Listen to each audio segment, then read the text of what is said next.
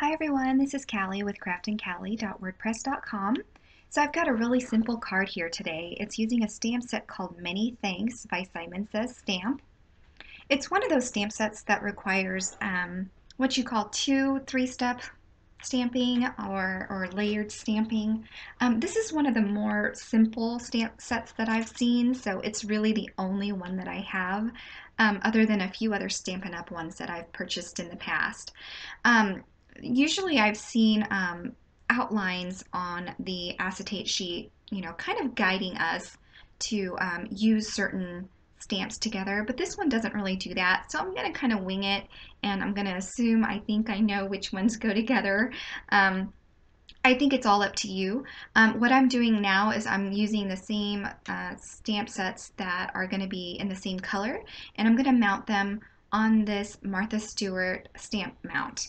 I've never used a stamp mount or a stamp press before, which is made by Fiskars. This one's Martha Stewart. So I'm kind of going to be reviewing it today.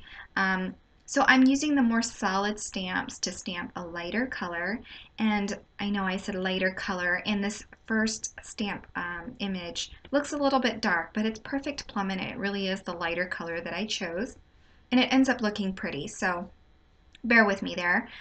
So now I'm going to take larger pieces that aren't so solid to complement these initial stamps, and the stamp mount, kind of like the Misty, helps me position where I want the stamps to be. The only thing that I really am nervous about using the stamp mount is those foam feet can get ink on them, and you don't want to transfer that ink onto your work. So that's really the only thing that makes me a little bit nervous about using these stamp mounts. And I kind of feel like I can achieve the same look and the same I can create the same card basically with just a regular acrylic mount. So that second layer there was stamped with Blackberry Bliss ink, which is darker. And now I'm going to be using some pinks. This first color is Blushing Bride, and I'll go ahead and stamp that. And then I will also stamp over that with a darker pink, which I chose Melon Mambo to do. After I finished stamping this pink flower, I decided I wanted a second pink flower towards the bottom left-hand corner there of that cluster of flowers. So I'll do that off camera. And like I said, I really feel like you can create this card without a stamp mount.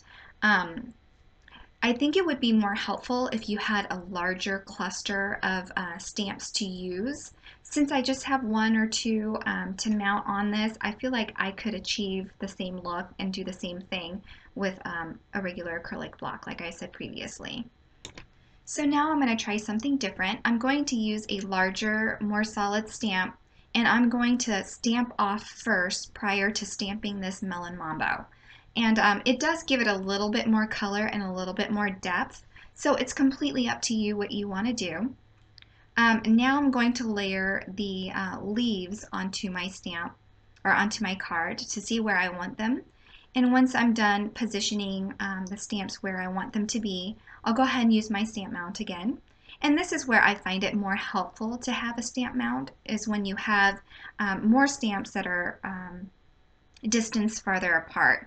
You'd need to use a larger block, which the larger the block and the more spaced out your stamps, it's going to be harder to apply even pressure, and you don't want to lay one side of the block down before the other. So in this case, I think that the stamp press is nice and easy to use if you don't have a Misty.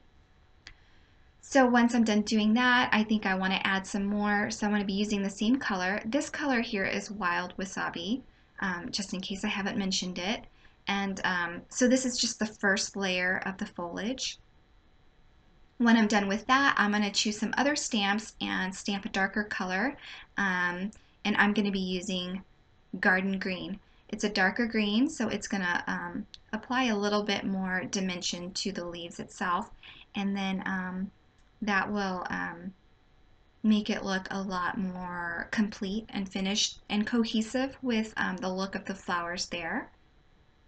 I'm using a bunch of little stamps as well, which I think are more created for the centers of these flowers, but I'm going to go ahead and use those on the smaller leaves, and you'll see me do that here in a minute.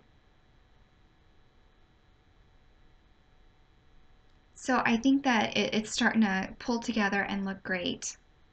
Um, for these stamps where I'm just stamping, one stamp at a time, I think you can do that with the block.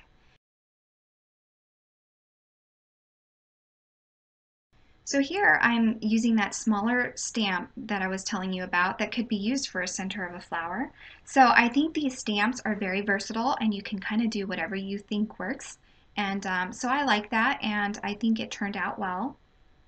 So I'm going to keep stamping until my foliage is done here. And once I'm done with that, I will go ahead and complete my card by stamping the sentiment towards the bottom.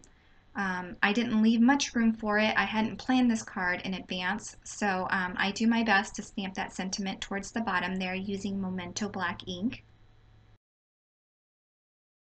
So now I've switched back to using a standard block. I got a little bit tired of using that stamp mount. I kind of felt like I was over worried about getting ink on those foam feet, and I didn't find it necessary anymore. So anyway, my overall review is you really don't need a stamp mount. Um, if you want to get it and you think it's helpful, that's great. I didn't think it was necessary. So this card base here that you see is in Blushing Bride by Stampin' Up. And so I just scored that in half and folded it. It's going to be a side folding card. And I didn't mount it with foam or anything. I just went ahead and adhered it directly onto the card base. I am adding a little bit of shimmer here with my Wink of Stella clear pen. And I noticed that some of the ink was coming up. Um, Luckily, the pink and the purples are similar in shade, not shade, but in the same color family, sort of. And so it didn't bother me too much that some of the purple came onto the pink. It kind of blended out okay. To finish off my card, I'm going to be using some multimedia matte adhesive to adhere some iridescent sequins and also a large clear one, and that completes my card. So I hope you all have enjoyed this tutorial, and please hit like and subscribe if you haven't already. All the supplies and materials will be listed below on the YouTube descriptions and also on my blog if you'd like to take a visit there. I hope everyone has a great day. Thanks for watching again. Bye.